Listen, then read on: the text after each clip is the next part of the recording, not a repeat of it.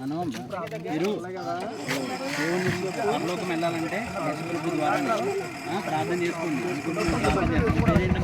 అక్కమ్మ వరకు ప్రార్థన చేస్తాం. ప్రార్థన చేస్తాము.